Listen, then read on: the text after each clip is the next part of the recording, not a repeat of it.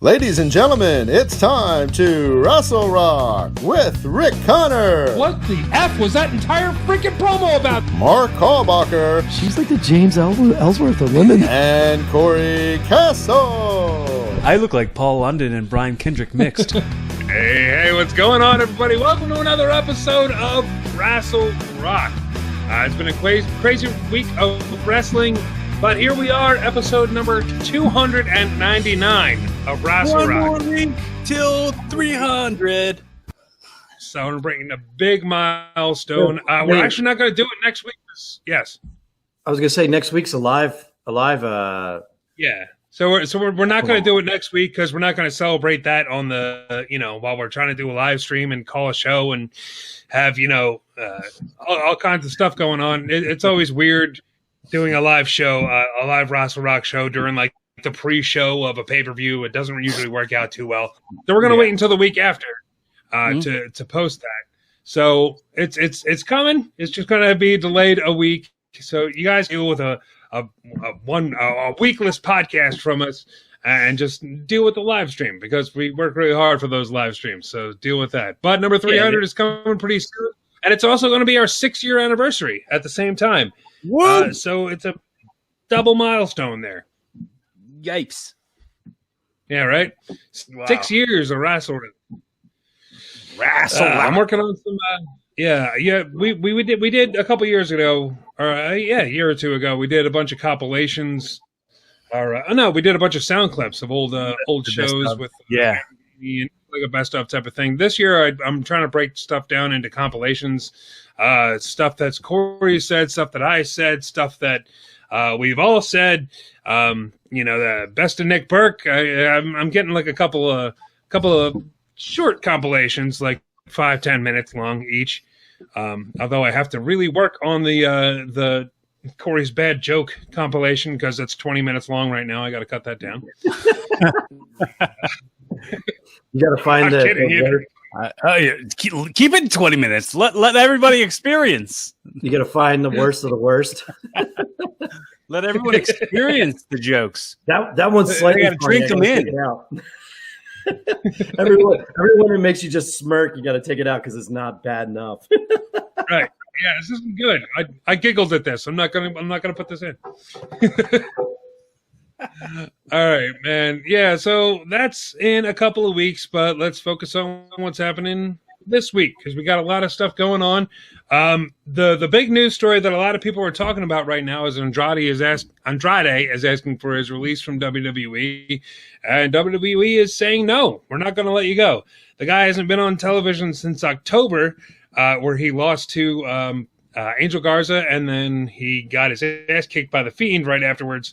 And he disappeared for a little while. Had a minor surgery, so he was out for about a month, but he's been ready for this entire time, and WWE just isn't using him. So he asked for his release.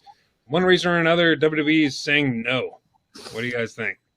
I think that Aleister Black was like, I'll sit around and wait till somebody else asks for their release before I ask for mine and see what happens. Feel it out.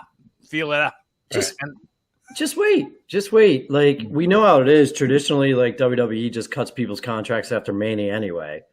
So, like, you can ask for your release, but, I guess you want to get the ball rolling. I mean, I know they said no, but I got a weird feeling he'll be gone after Mania, along with Aleister Black and probably 5 or 10 other wrestlers we completely forgot about. Possibly Keith Lee, because God knows where he is.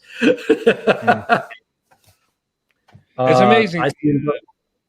I just don't get WWE. Like, if you're not using someone and they want to go, it's like, why hold on to them? Are you scared of him going to AEW?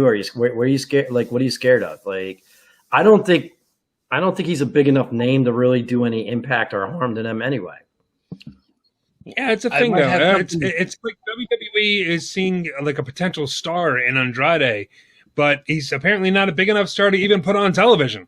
Because nobody's seen him since October. Like, that's such a long time to keep this guy off television that you want so badly that you won't let him go. Like, if you're afraid of him going somewhere else, that's because you see potential in the guy. So why not either use him or let him go? Well, it's crazy. I think mix that with the like husband-wife situation of like Zelina Vega and Aleister Black. It's like that with like Charlotte Flair is Andrade's fiance. Mhm. So it's, it's if you're not releasing him, it's just going to make her wind up being bitter too. So like, just God forbid the chick gets everything in WWE gets bitter. God forbid the girl who said on Raw, was it last week or the week before, that the other people have to prove to her to wrestle for the world championship when she's not the champion. I am done with Charlotte Flair. I am done. Go. Both of them leave. Just leave. I've been coming at this. I still think everything is a work. So I wouldn't be surprised if this was like a well, yeah, I would be, because we're not supposed to know that Andrade asked for his release. But at the same time, I'd be like, oh, yeah, Charlotte Flair wants to keep him there. She's keeping her husband down or something like that, her fiance. So I think everything's a work. So I don't know. You never know. We might see them together on television in the near future. Well, maybe you think about it, if it's a work, maybe he asked for it so now she can push to get him back on television. Because if we can't pretend that girl doesn't have any sway back there. She can do whatever she wants. So I wonder if she's going to start negotiating to get him back on television or whatever. But like, where do you go with him? Like, Raw's a mess. Where's he fit? I would like to see him on SmackDown, because his style would match SmackDown the way they're, because they're a higher quality of wrestling show. I would like to see him go there, or maybe send him back to NXT. But NXT is like overpopulated too, even with an hour and a half show. They have too many wrestlers. So it's like, what do you do with them? Yeah, man, it's Andrade's so good though. You could, I'd like to see him get into the United States title picture again. I mean, Matt Riddle's got it right now. He's doing an angle with Retribution that nobody cares about. Why not change it up? Why not throw Andrade in that whole mess and try and fix it up a little, spruce it up? They're doing great things with the Intercontinental title on SmackDown. There's no reason you can't do it with the U.S. title on Raw. Yeah, but I don't know. So I just see these things in the way, like, Vince is so weird in the way he thinks. It's like, we need Spanish stars. We need people to like cross over to all these other countries. Well, we have like 15 of them. No, it can only be one. So now Damian Priest with Bad Bunny, and it's like now, we don't need Andrade anymore. We got this guy. It's like, but you have so many Spanish wrestlers. Like, why does it only have to be one? And why don't you let the Spanish fans like who they like, instead of you forcing who you want down their throat? Like, it makes no sense to me. Yeah, I don't get it. I'll never get it. I'll never understand why you keep people like Andrade, Aleister Black, Keith Lee. You're just keeping them under wraps. You're just not putting them on television. I mean, how many people love Keith Lee out there? Like so many people went nuts when he got called up to the main roster. So many people loved him on NXT. From the day he was first signed, people were going nuts. And you're just going to keep him off TV because you don't like him or you think he needs work. It's like you can do both. Raw is only one night a week. You can send him down to the Performance Center the other 6. Like, it's not like he's going anywhere. So I don't know. It's a whole crazy thing that I definitely can. I know one of the rumors with Keith Lee, and I'm not sure if it was true, is I think WWE wanted to own his name. And I think he said no, and I think that started like all the conflict with him. As usual, WWE trying to own someone's own name as their property. And you think that would have been a discussion before he debuted as Keith Lee? Well, you know how it is. He probably said no. He probably said no in NXT, and Vince is like, "Cool." Triple H was like, "Yeah, man, that's fine. Like, we won't own your name." And then he went up to the main roster, and Vince is like, "I need your name. I need your likeness. It's mine." It's like, yeah. We're trying to sell an action figure here where you're in a dress. We need to have your name. We need to know that we own your name for that dress figure that we're going to put out. I wouldn't be surprised if he comes back and he's just Keith, because that's what they do. They always drop a name somewhere. So if he comes back and he's just Keith, it's like, there we go. We own Keith. We've got the Keith.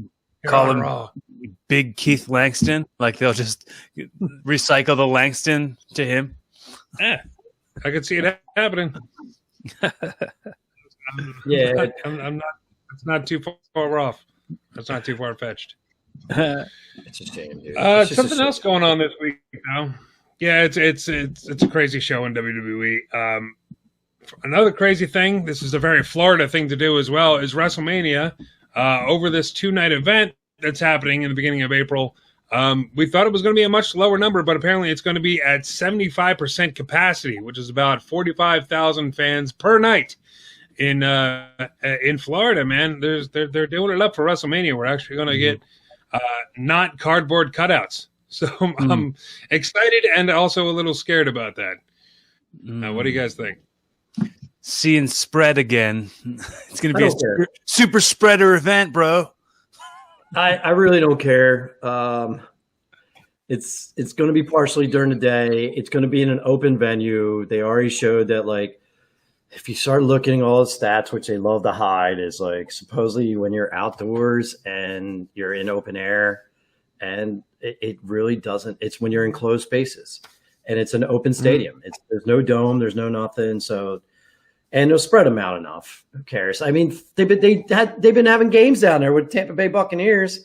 You didn't see anybody like complain about spikes after any of the games or anything. So I guess it's okay. We're spiking the football. My biggest problem is they just announced this week that NXT is going to have a 2-day show too. Why? It's too much. Too much wrestling. And I can't do it. The great thing about NXT was always the fact that they only had 5 matches for takeovers. Are they're going to do like 5 matches a night? Is that what the plan is now for this the WrestleMania takeover? I guess it'll be the weekend before Mania. I didn't look at the dates because I know they're not going to do takeover.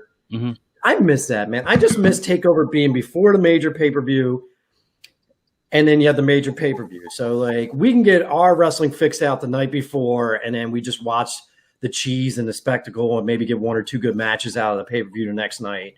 Now it's like 2 days of cheese and spectacle, and then 2 days of good. I don't know about you. I get worn out even if wrestling's like really good. Like it's like, oh, day 2. Like what are they going to do now? Like, dude, I think the plan is at this point it's going to be like the takeover is that Wednesday, that Thursday, and then the Friday's going to be the SmackDown. Saturday and Sunday are going to be WrestleMania, and then Monday's going to be Raw again. It's just going to be 6 straight days of wrestling for WWE. Mm-hmm. And where's the Hall of Fame fit in that? I haven't heard. I don't think they're doing it. It'll just be some weird live stream. Like they'll throw in, oh, we forgot about these bums that we gave them a ring. By the way, congrats, Molly Holly. I'm actually very excited that you got it. No female deserves it more than Molly Holly at this moment. That's true. You know what? I wouldn't turn down a live stream for the Hall of Fame. I think that would be really good. They did Comic-Con with all, over Zoom. Why not doing it? Why not do the Hall of Fame with, all like that? And here to accept is this person, and then the little box pops up. It's why not? It's not. Is it going to be the big grand spectacle that the Hall of Fame usually is? No, but so what? It wasn't like that in the beginning either. So they just FedExed me my ring. Here it is. Right here. It's just like ripping the package open. There's an unboxing video of their Hall of Fame rings. They would get mad YouTube hits on that. Unboxing my Hall of Fame ring. There's like 30,000 5-year-olds just watching it. I don't know what is with kids and unboxing videos. I don't get it. Meanwhile, a new cell phone comes out, and what's his name? Marcus Brownlee will pull out. I'm like, what? Let me just. He's like, pull out. Yeah, no lie. When the PS5 hit, I was like, oh, who's got it? Who's taking it out of the box? I want to see it. It's nothing. It's somebody taking a piece of plastic out of a box. It's not good content. I don't know. I said the same thing about watching video games on YouTube, like 10 years ago, and now it's all I watch. So I guess I should shut the hell up. You guys just shut up. Could be worse. I went down a shoe cobbler rabbit hole lately. I've been watching guys like resole shoes. Now, that is probably the saddest thing I've ever heard from you, Mark. What? I have a lot of shoes. I'm really addicted to just watching people cobble shoes and resole shoes. I learned a lot. It's my passion. It speaks to my soul. I learned a lot about leather soles and and cork. I mean, when I was younger, I kept on watching the same Sesame Street video of them making crayons. So it's all on how it's made, right? Yeah, they had that on Mr. Rogers. They had like whatever it was. they had the videotape that he received from the mailman, and then That's right. Just showed it to us. For some reason, I saw that same episode like 18 times. I don't know why. It's like, I get it. I get how crayons are made. I don't care anymore. I'm 5. Show me the puppets. But yeah, I don't know how to on this conversation, but yeah, man, WrestleMania, 45,000 people per night. The NXT thing. Yeah, I did hear that it's going to be Wednesday on USA, and then Thursday it's going to be on the network for NXT Day 2. And Friday SmackDown, like Cory said, it's going to be Friday SmackDown, the 2 nights of WrestleMania, and then back to normal with Raw. What do you think the turnaround will be if they were like, okay, well, WrestleMania is these 2 days. Let's say like Raw's back to having people, so they just start letting people, like they'll run at the same building where the Thunderdome's at. They'll just put the seats back in. Mm-hmm.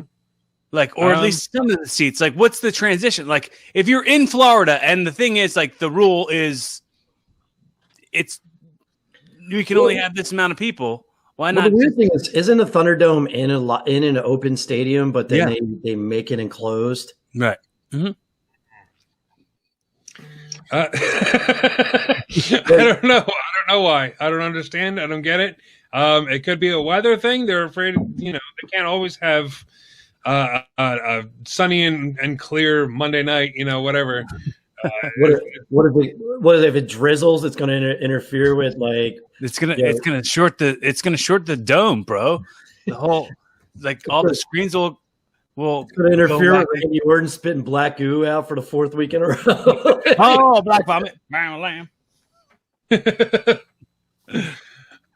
I don't know. I don't know how it works. I don't know how the indoor thing works, because you said it was like 75% capacity for outside events. If it's all open air, I don't know what it's like for indoor events. If maybe they're at like 25% capacity, 50%, whatever. Not only that, man. Don't worry about it, because they're letting people do it on their own accord. So you'll see a lot of people wearing masks out in the crowd and all that. They're still going to wear masks while they're live.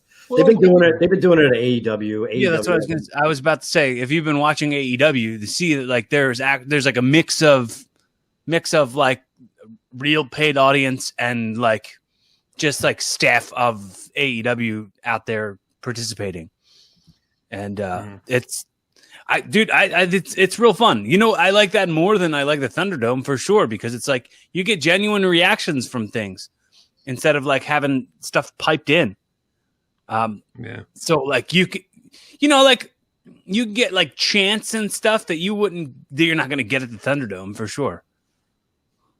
You mean Monday night when they had Randy Orton wrestling AJ Styles, and they were piping and cheering every time AJ Styles was hitting them? But I'm like, wait, AJ Styles is a heel, so I'm not sure. What's going on here? I think it's more for like them trying to get Randy Orton over as a babyface. Like was that what they were cheering? They were putting it for cheering for Randy. I mean, for AJ though, it wasn't right. Randy. So it made no sense. No idea. I don't get it.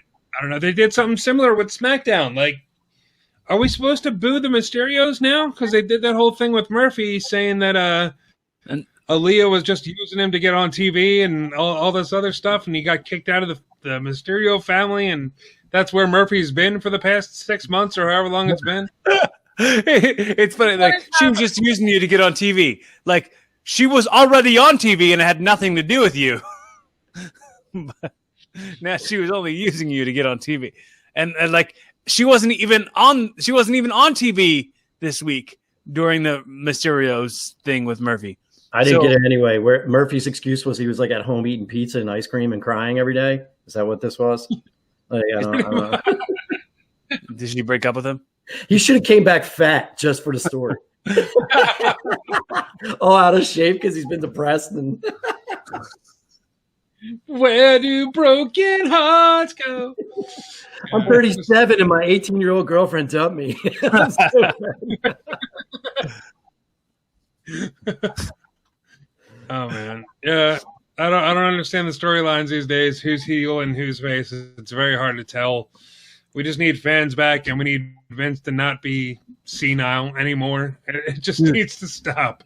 Dude, we need some storylines. Did you guys see the Inner Circle storyline this week on Impact on Dynamite? Yes. The whole, well, Sammy Guevara comes out and he's like, Chris, I got to show you something. And then it's like the locker room footage. Look, a guy with accusations shouldn't be setting up hidden cameras in any locker rooms. That's something that's a pop up for me. But then it gets to the point where MJF's telling Jack Swagger and the other two, LAX, I forget what their name, Santana Ortiz, and he's like, "Oh, we're gonna finally do what we've been talking about for months, and we're gonna kick Jericho out." And then it was like, "That didn't mean for you to find out this way. Get him!" And then the Inner Circle starts walking towards Jericho, and then they go, and they like do this turnaround, and it was like, okay, so what? And he's like, "You don't think we talk every day, you dummy, you idiot? Get him!" And then he begs off, and he's like, "I wasn't trying to take over the Inner Circle. I was gonna build my own." And then the lights go. Wait, so the idea is you thought your Inner Circle and the Inner Circle who was turning on Jericho were all gonna be something, or like, okay, I get, sure, but then that just turned Jericho babyface, and I didn't hate it. I did not for a second hate it. But it's like we just had the Scorpio Sky heel turn like 10 minutes before that. Yeah, it was a little much. I don't understand what's going on in AEW half the time anyway. So I have to run to the door. I was incredibly confused. What's that? I got to run to the door. I shall return. Yeah, I was incredibly confused. I didn't understand. So I guess they're not doing the Four Horsemen thing now. That was all part of MJF's plan or something like that. Where it's like God, Perfect 10 boy. Ty Dillinger, Sean Spears. Showing Spears. Why'd you say it like that? Just listen to my Sean Spears records, you turds. So yeah, it's like Sean Spears and Tully Blanchard, the Revival, whatever their names, FTR. I think it's Wardlow. FTR down there. Wardlow. And so it's that whole thing. What's that? Was it not a standout that Wardlow wasn't out there with the Inner Circle and MJF? Yeah. And then he's there, and then he powerbombed Chris Jericho through a table off the ramp. I thought when they were like carrying him up the ramp that they were gonna like kidnap him, and I was like, don't they do enough kidnappings in AEW? They've had their fill of kidnappings. Kidnappings and heel turns are their favorite thing. Yeah, I'm telling you, I don't understand. I'm not saying I don't like it. I'm just saying it's very confusing to me. I'm not entirely sure what story I'm following here and what the plot is here. I also don't dislike it. I have nothing where I can go, this sucks, because it for sure doesn't suck, but it's confusing. Right. Yeah. So that's going on in AEW. Switching on back over to here, because we got Mania looming, so we have to talk about WWE a lot. There's a lot of confusion, not confusion, but speculation about what's going to happen in the main event of WrestleMania, because we have Daniel Bryan and Roman Reigns are going at it it'll be next Sunday, going for the Universal Championship at Fastlane, and the winner of that will face Edge at WrestleMania. And now a lot of people are talking about it. Are they going to do a triple threat? Are they going to do a thing where maybe it's Reigns versus Daniel Bryan one night, and the winner of that fights Edge on the second night? Something along those lines. I doubt they're going to do some sort of because they're not going to give one or two opponents, like they're not going to give them 2 nights.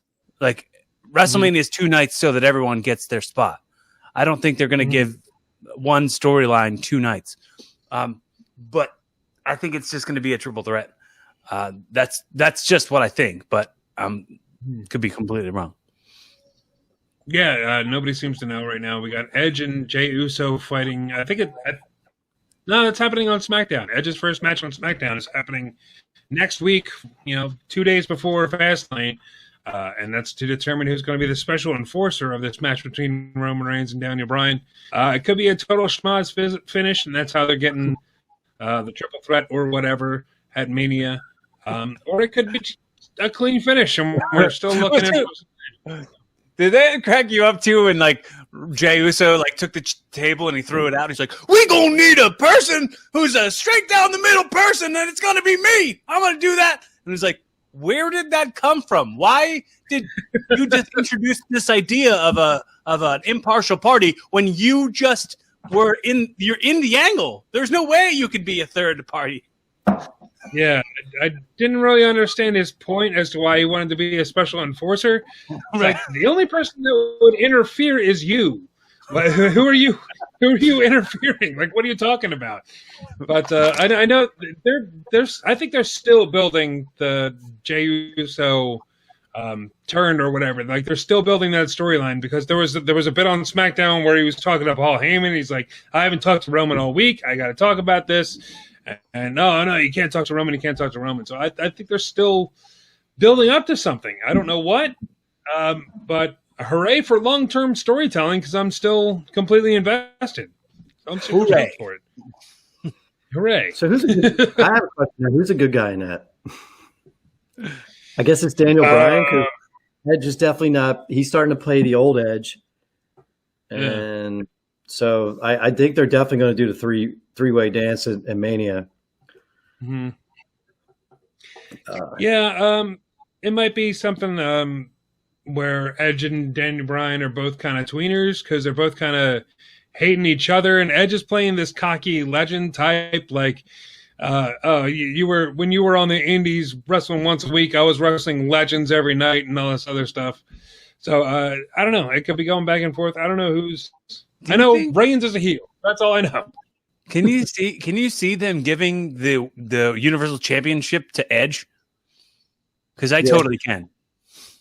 Yeah. At Mania, yeah, absolutely. Mm-hmm. That could totally happen. I don't.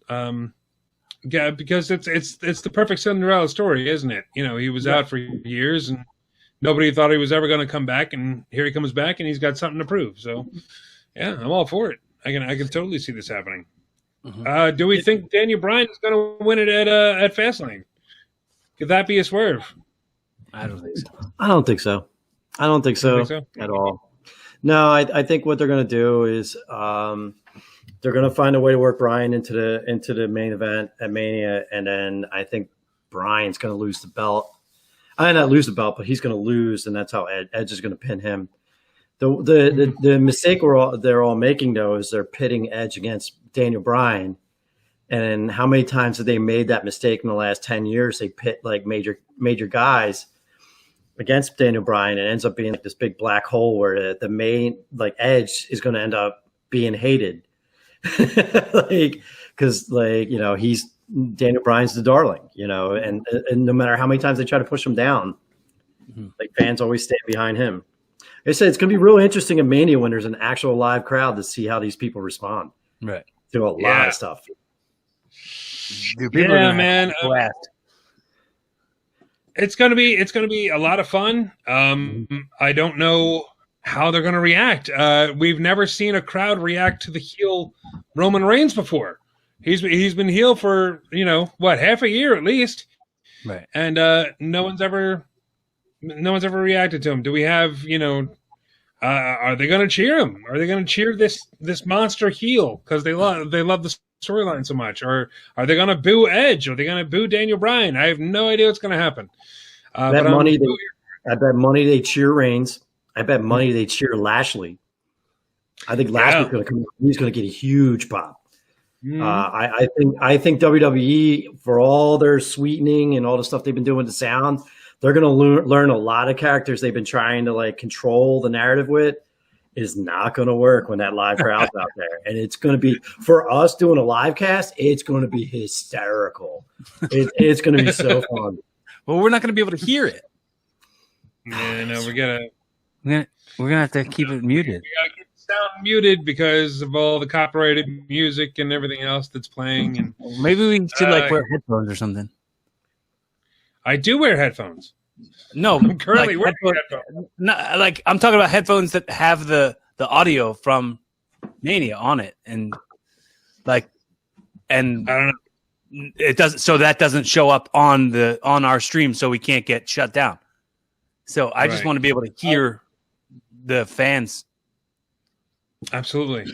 I would love to be able to hear it. If you can figure out, I haven't been able to figure it out because every time I try and play, because I got the network hooked up through the internet and the internet plays through what we're watching right now. So it's in order to hear you guys, in order to hear the network, whatever's playing on the network, I have to play it through the same audio that you guys are coming from. So it's, I can just mute the television, which is very, very easy, or just mute the network and keep you guys up. And that's the best that I've been able to figure out. Yeah, there might be a way that I can put my headphones. I can hook my headphones to my TV or something, and then just have this going and just talking to you guys.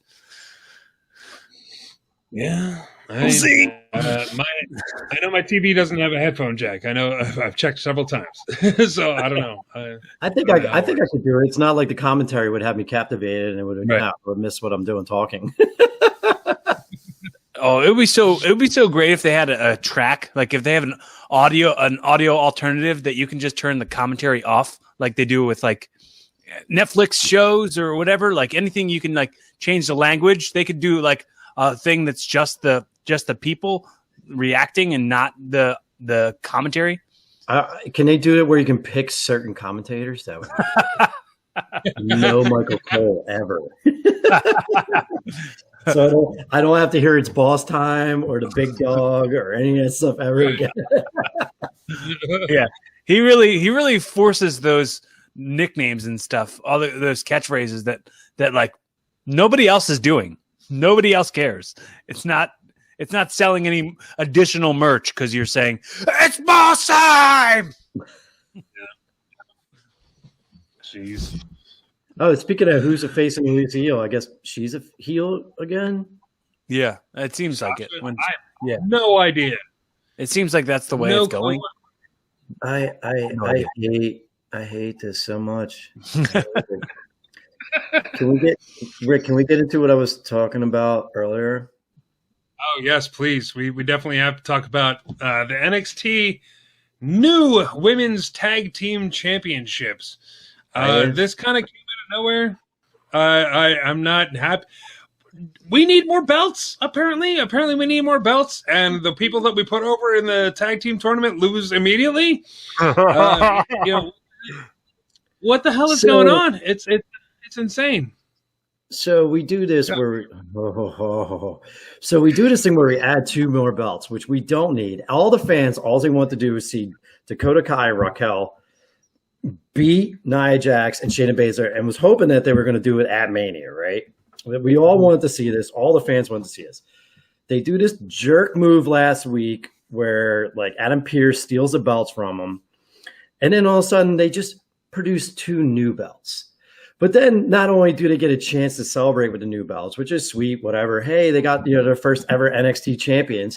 You have 2 faces that come out that act like absolute heels and go, hey, we're going to wrestle you for your belts on the first day. You just got them. and they win them. It was one of the grossest. I don't know what's going on with NXT, but it's booked like Raw. The entire NXT was booked like Raw. And I was just getting angrier and angrier as I was watching it with like distractions and this and that. And like,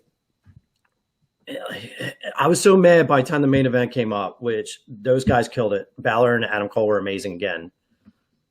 I didn't even care. I did not even care. I've never seen anything so infuriating. It's like you want to celebrate women, you want to push women's wrestling, you want to do all this stuff. You have two girls, you hand them belts. They don't even get a chance to celebrate or make them like put them on any kind of pedestal. You just take the belts away from them right away, so you can do what you always do. And that's break up a tag team so you can make Raquel the star, and then Dakota Kai fades into the background.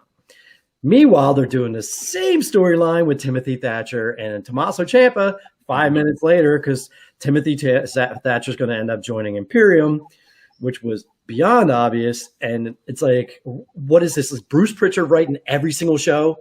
This is ridiculous how bad this is. And then he's going to go on his podcast and brag about how great he is and he knows more about wrestling than everybody else. Yeah.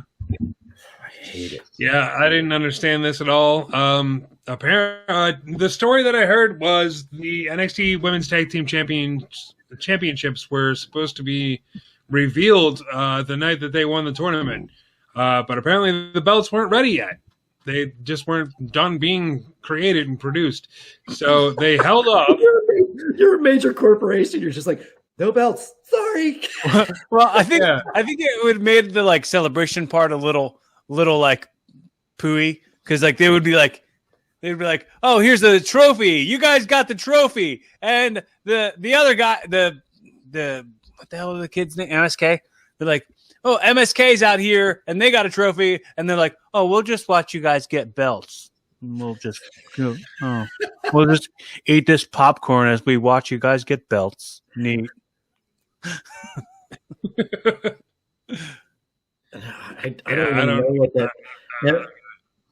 don't even know what that MSK Fandango thing was. It was so rawish, like the dancing with the outfits, and it's like, I've never been angry at an NXT show. That was the first time I was like furious, like just watching everything that was going down. Tony Storm and Io Shirai had a half decent match, though. I have to admit, that was pretty good. Yeah, the wrestling on NXT is always solid. It's just the booking has gone downhill a lot, and it's not good. It's like they're just. It feels like they're doing what they're doing on Raw, which is writing it that day because somebody threw out was already written, and it's not good. It's not a good way to book. It's not a good way to do a TV show. It's a snake that's eating its own tail, man. It's very much like designed to like probably. It seems like it's designed to fail. It seems very self-sabotaging. But the same thing I said with the NXT. I'm sorry, with NXT. The same as I said with AEW. It's like you have too many angles that are too similar on the same event, the same night, the same shit, same stuff happens. That sort of it looks exactly like something else that just happened minutes ago. Not only that, Cory, they're literally all the shows are booking the same as all the shows. Mm-hmm. AEW's booking looks so similar to what NXT is doing, what Raw is doing. Like, as much as AEW keeps trying to act like they're the alternative, their storylines are almost exactly the same. Yeah. Mm-hmm. And not only that, you're talking about the whole MJF, because I had to run to the door. They look like they just created that team and did 2 swerves just to try throwing fans off the track. Oh, yeah. It's so predictable with everything going on. Yeah, they were like, oh, we'll show you. You can't predict this. We're going to do something worse. We got you. We'll show you. You'll see.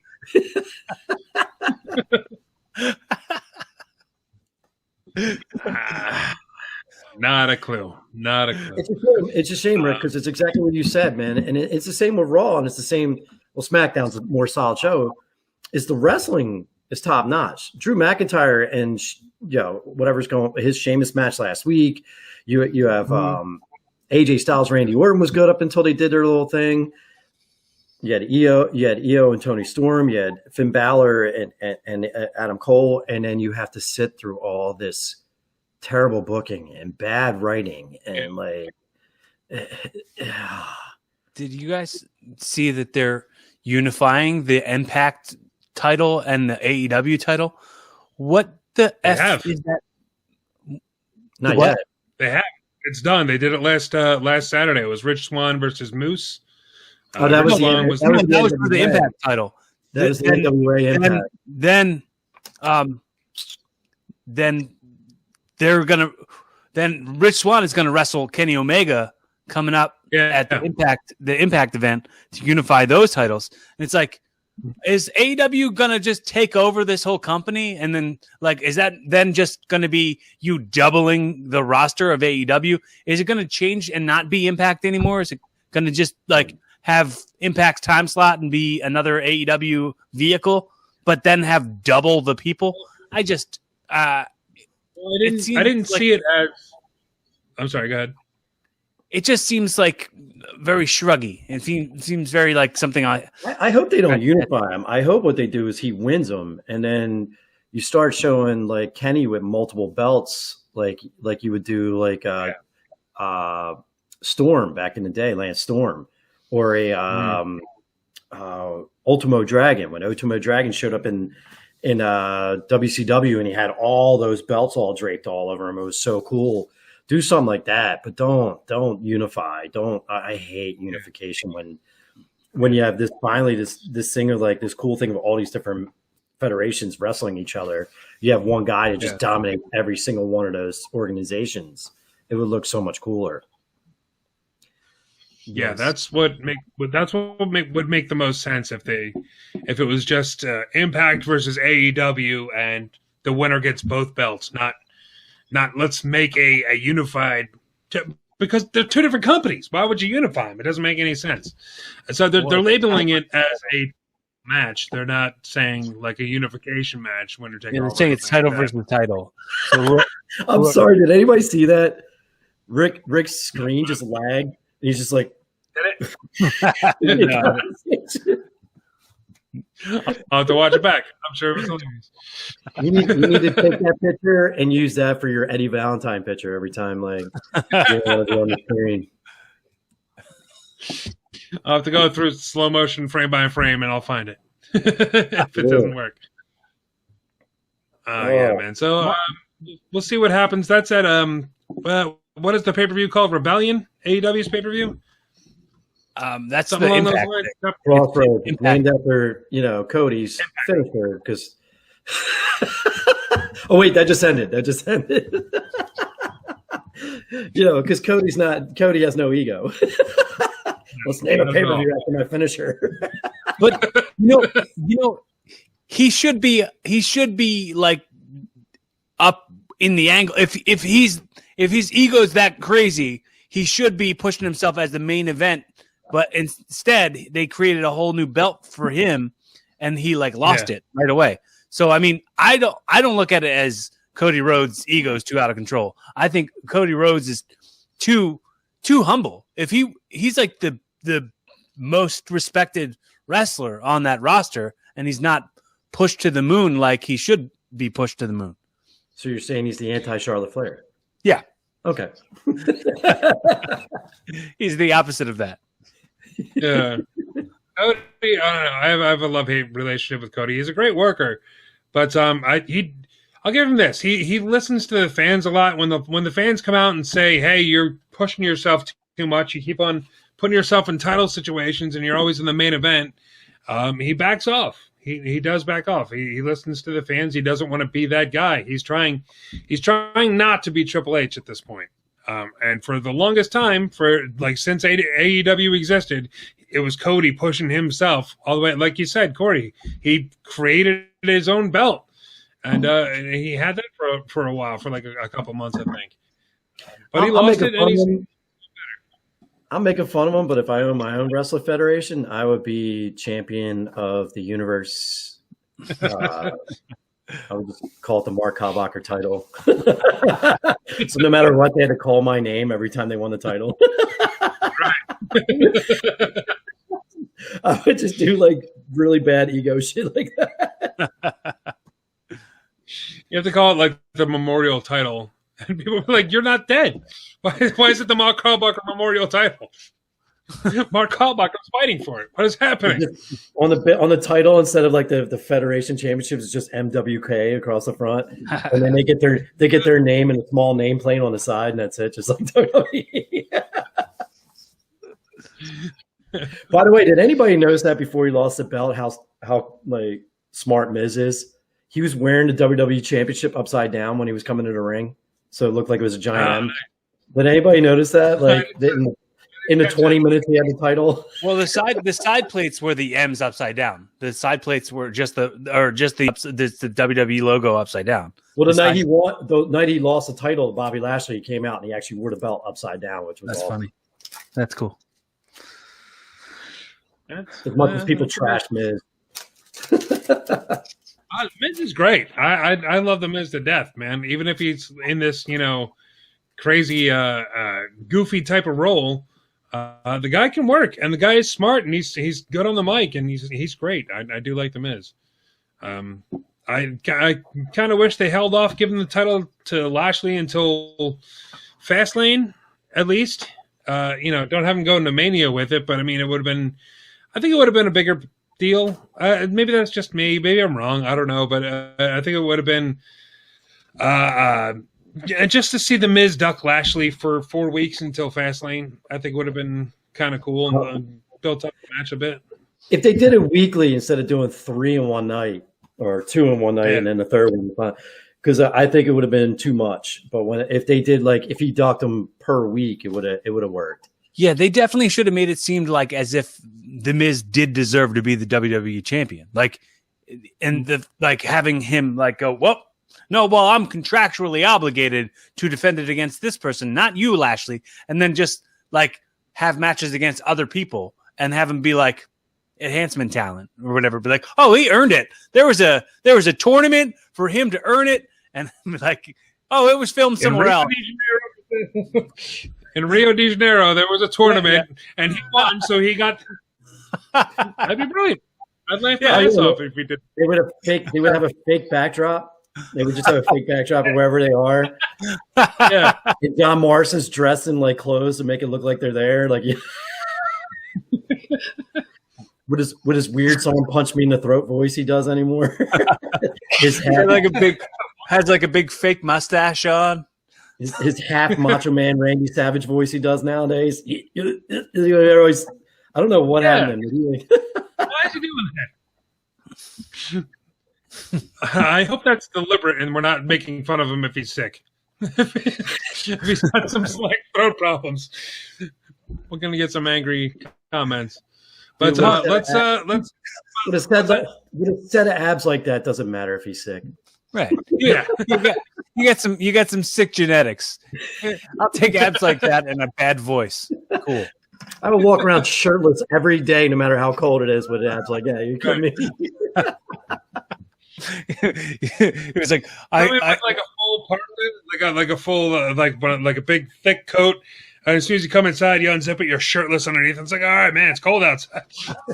I was thinking of my stepbrothers. He's like, you see this? I showered, I soaked this up with Kiehl's at night or whatever. See this? You look like you want to punch me in my face. I have COVID, but have you seen my abs? Wears a half shirt that says I have COVID on it. Just brings the old half shirts back. All right, man, it's about that time. Each week we decide to throw a spotlight on one person every single week who deserves a little bit of a shine. And whoever shined the I'm messing this intro up. Let's do Who Wins Wrestling. Who Wins Wrestling? Blah, blah, blah, blah, blah, blah. Who wins wrestling this week? Who wants to go? Who's got one? I'll go. Okay. I'm gonna say Big E. Big E cut the best promo I'd ever seen anybody cut in a long ass time, on TV. The weird part about it was for me that he cut a promo on Apollo Crews, and then he wrestled somebody else who wasn't Apollo Crews. I I think that if he cut that promo should have been followed by like not a match and then an interaction with Apollo Crews. It should have been like promo, then sit out and watch another match, do commentary on another match between other people. But Sami Zayn did good too. I mean, the match was good. They didn't do a bad job, but I'm going to stay with saying Big E and his amazing promo skills and how he's evolving. Mm-hmm. Wins wrestling in my book. I'm going to double down on that. I think Big E wins wrestling this week as well. I really like the whole segment on SmackDown. The promo, like you said, was fantastic. I love that Baron Corbin got embarrassed, which is something I always love seeing. The Sami Zayn match was really good. It wasn't like a 5-star match or anything like that, but it was one of those things where could Sami Zayn pull it off? There was a couple times where he almost did, but we knew that he wasn't going to win. But it was still really cool, and the attack on Big E from Apollo Crews after the match I thought was really good. They're building up Apollo Crews to be way better than he was. I love his new gimmick, and Big E is a real big part of this whole thing. It's making the Intercontinental title look great, throwing out an open challenge and all this stuff. And I'm looking forward to this match. I'm looking forward to. I hope they drag it out to Mania. It's really good. Plus Big E with the whole thing. He's got a live stream this week to benefit. If I can remember the charity, Our Heroes Rock, I think it's called. It's like celebrating people in Black history that you don't get to hear about too much. There's going to be an animated series that I think Big E is a part of.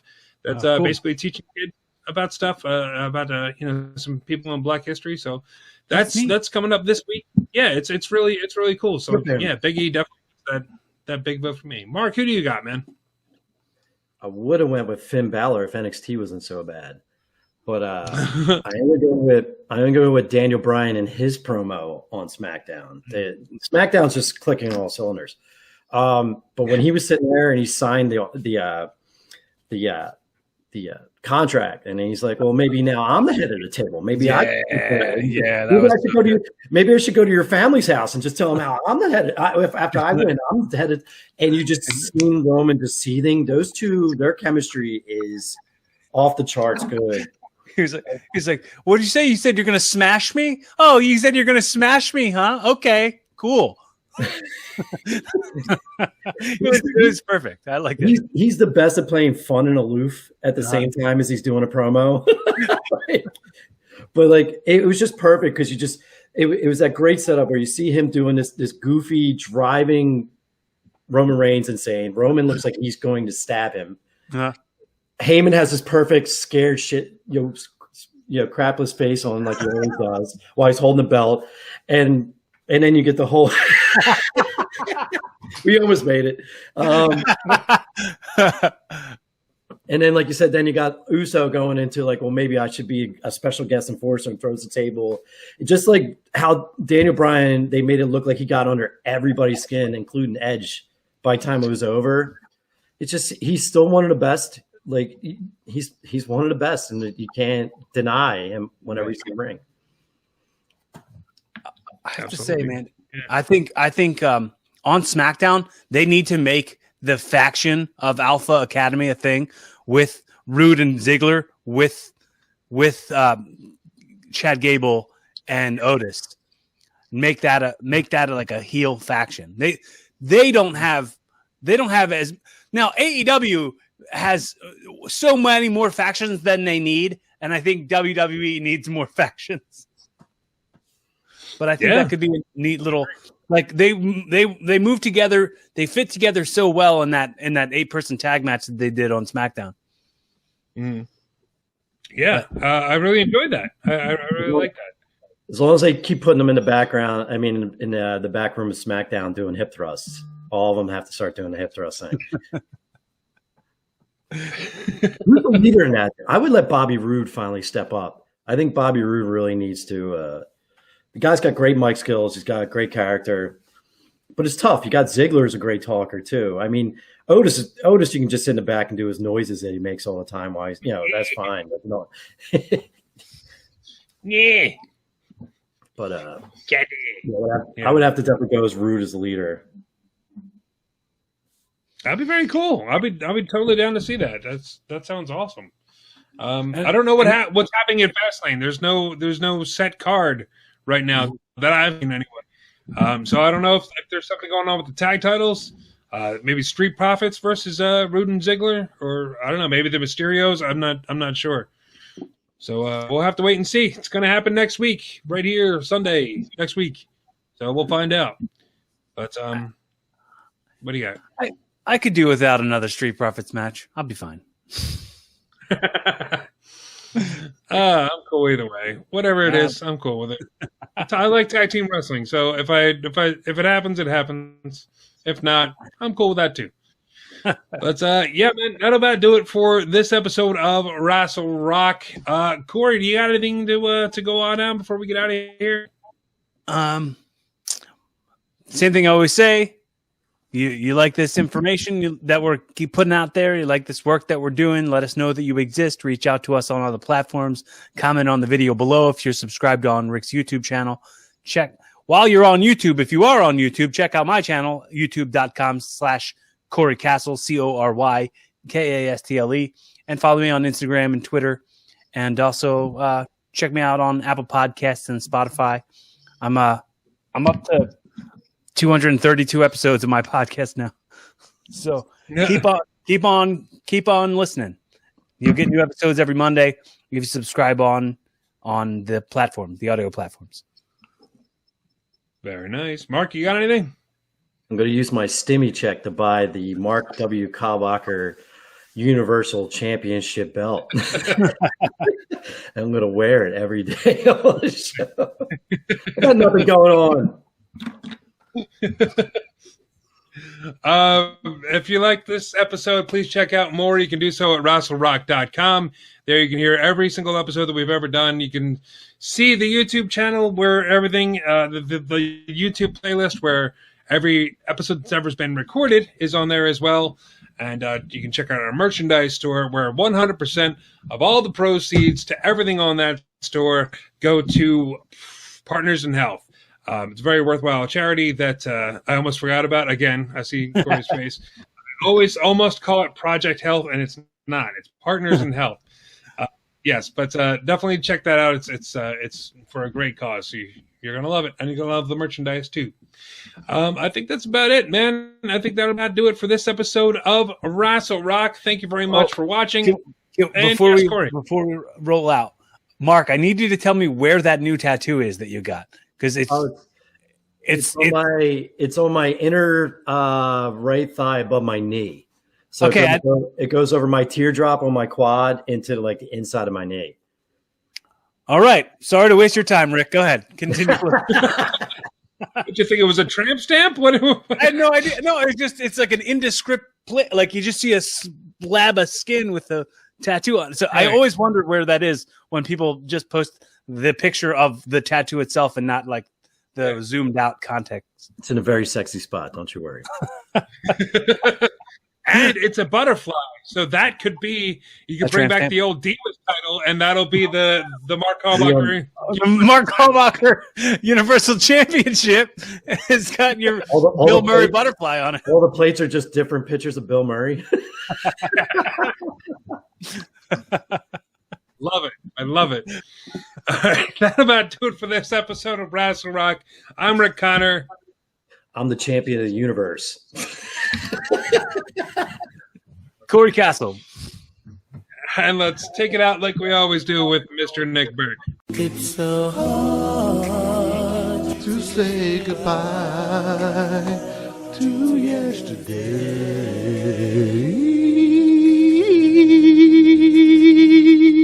Join us again for another episode of Rassle Rock. This has been Jay Davis speaking.